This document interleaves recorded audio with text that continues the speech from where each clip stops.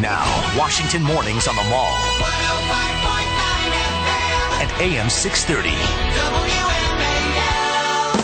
It is 8:07 on WMAL, where Wash comes to talk. Man, there has been a lot of talk in this town about a book that's about to come out called The Amateur. It's about Barack Obama, an unauthorized biography written by a man by the name of Edward KLEIN. If you've heard the story that perhaps the Obama marriage was on the rocks, or that Reverend Wright, Jeremiah Wright, was offered a bribe not to preach during the 2008 campaign, that Michelle hates Oprah, or that President Clinton thought that Obama was an amateur. They all came from this book. The author now on the line with us, Ed KLEIN. How are you, Ed? Good morning, Brian. How are you? Well, I'm doing pretty well. I want to get right into this Jeremiah Wright thing, because the White House has come out and said this is just horse hockey. And the report was that during the 2008 campaign, somebody offered Jeremiah Wright, what amounts to a bribe of $150,000 to not preach during the campaign because he was causing the president's campaign some trouble. Right. The White House has said this is not true and that you can't believe a thing that Ed KLEIN writes. I want to know about that conversation with Jeremiah Wright, and was there a tape recorder rolling during that conversation? The answer to your question is yes, yes, and yes. There was a tape recorder rolling, and it's over almost 3 hours of tape-recorded conversation between me and face-to-face with the Reverend Jeremiah Wright in his office at the Kwame Nkrumah Academy, which is a charter school in the south side of Chicago. He and I chatted freely over those 3 hours. He told me numerous stories, and the most explosive one was the one you're mentioning, which is that during the 2008 campaign, Eric Whitaker, who's the vice president of the Chicago hospital, sent an email to Trinity United Church offering Jeremiah Wright $150,000 if he would shut up and not preach and not say anything else about Barack Obama during the 2008 campaign. Not only that, but after after Barack Obama, who was running for president, made this very famous race speech denouncing the Reverend Wright, he had a secret meeting with the Reverend Wright, which is, by the way, in the Secret Service logs, so we know that it actually happened. And in this meeting, he begged his old mentor, his father figure, please don't speak anymore. And the Reverend Wright said, I must tell the truth. And Barack Obama said, that's your problem, you have to tell the truth. And Reverend Wright said, that's not a bad thing to have to do. Did at any time the president ask Jeremiah Wright to stop preaching during the election? Yes, he did. But he didn't offer him directly money? No, he did not. That came through Eric Whitaker. And who was Eric Whitaker? Eric Whitaker is one of Barack and Michelle Obama's closest friends. He plays basketball with him. He travels on the planes with him. He goes on vacation with the Obamas. He and his wife are very, very close. They're in the inner circle of Obama's closest friends. So it sounds like you've got this buttoned down pretty well. What do you think about the White House denial that we can't believe anything you wrote? What else can they say? I mean, are they going to admit to it? I don't think so. Well, let me ask you this then. If there are tapes of this... There are tapes. Will you release those tapes? I will. Can we have a copy? We'll put them on the air. Well, I'm sure you will. And we're talking, my publisher and I are talking about how we're going to handle the release of these tapes. Okay. But we are going to release them. Okay. Will you do the whole 3 hours or just do excerpts? No, we're going to release the whole thing. Okay. Here's another question I have for you. Do you, in looking through this, in this bribe or whatever you want to call it, was there anything illegal? Is there anything illegal about what they offered Jeremiah Wright? I'm not a lawyer, so I can't tell you the answer to that question. It's certainly unethical, and it certainly goes far beyond the charge against Mitt Romney that 46 years ago he cut off somebody's hair. I mean, this is a lot more serious than that. Well, it makes a lot of sense that they would want him to go away, though, right? Well, of course they wanted him to go away. He was an embarrassment. And but the interesting thing is that Barack Obama knew the Reverend Wright for 23 or 24 years. He was an intimate friend of his. They talked about everything, including Barack Obama's marital problems with his wife when his wife was upset about his political career, which seemed to be going nowhere, and she was thinking about divorcing him. They talked about his spiritual life, because Obama had been steeped in Islam when he was in Jakarta, and the Reverend Wright helped him come to Christ, as you know.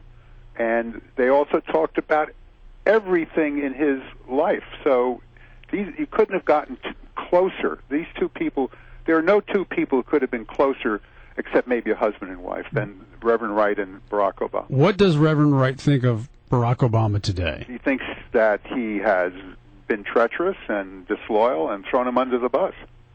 Is he going to vote for him? I didn't ask him that question, but I can tell you this: he's never been invited to the White House.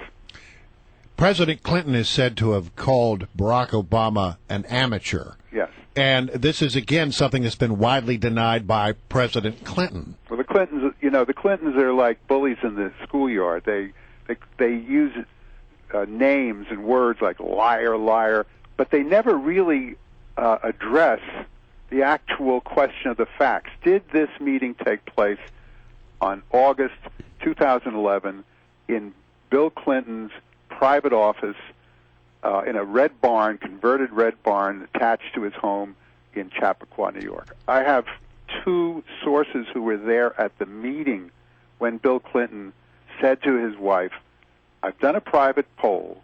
The poll shows that if you run in the primaries against Obama, you can beat him. You ought to run." I mean, this is a meeting that took place, and these are quotes that come from two sources in the room. Why didn't Hillary Clinton want to run then in 2012? Quite frankly, I think because she was smarter than her husband. I think she would have lost, number one.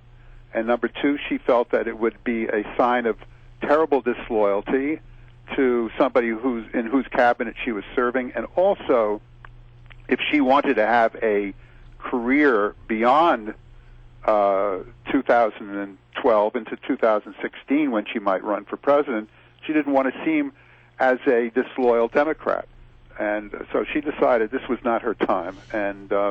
But I'm sure she is looking forward to 2016 right now. Ed, do you have a few minutes? I'd love to talk to you a little bit more. Just getting traffic and weather. All right, we're talking to Ed KLEIN, author of the new book Amateur, about the Obamas. He's written some bestsellers on the Kennedys and the Clintons as well. We'll ask him about Solyndra and this Michelle versus Oprah thing, and a little bit more on that possible divorce that apparently the Obamas were, that he says were contemplating at least. His name is Ed KLEIN. He's written a book about the Obamas, an unauthorized biography that's raising a lot of eyebrows and breaking more than a few headlines. I want to. Seems like every day, Ed, when we pick up the newspaper, we come in and we log in and get ready for the show, there's another little thing that is dribbled out about the book. Yes. Are there other things that we are going to hear in the days? Give us a little preview of some other things that we might hear in your book. Personally, I think this book is called The Amateur for a good reason.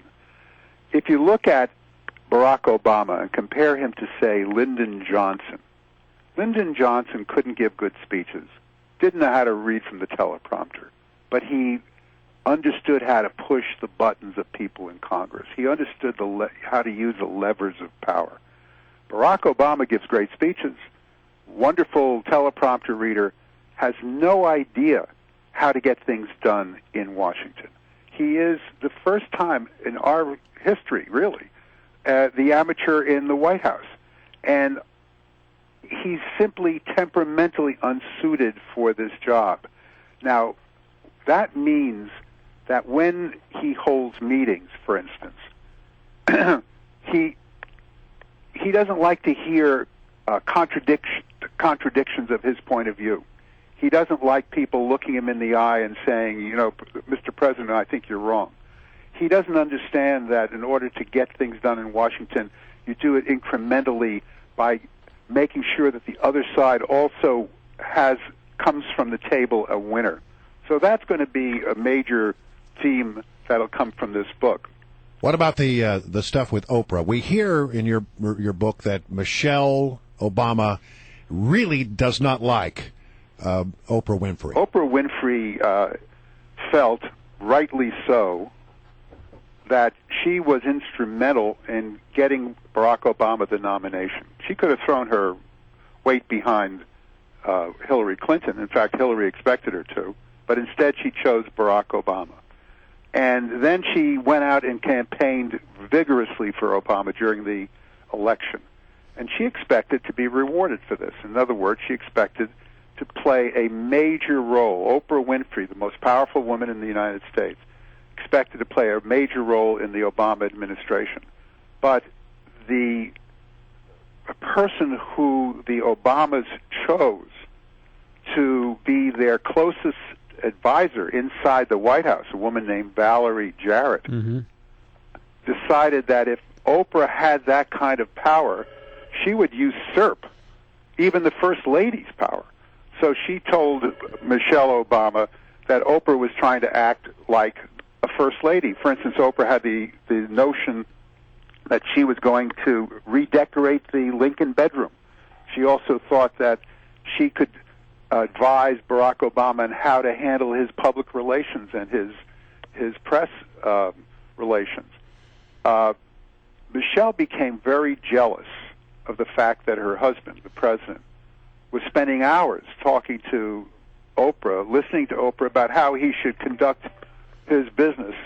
And they decided that when Oprah offered to get behind Michelle's obesity campaign, that they weren't going to allow this woman to come in to the White House and take it over. So Oprah wanted to be like the czar of remodeling or makeovers? Right. She really wanted to be the czarina of this operation.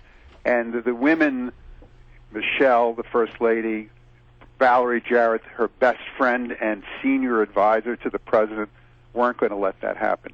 So they froze Oprah out of the White House, essentially. In fact, Oprah heard back from her friends in the White House that Michelle was dissing her as, too fat to take part in this obesity campaign. Did you actually talk to Oprah?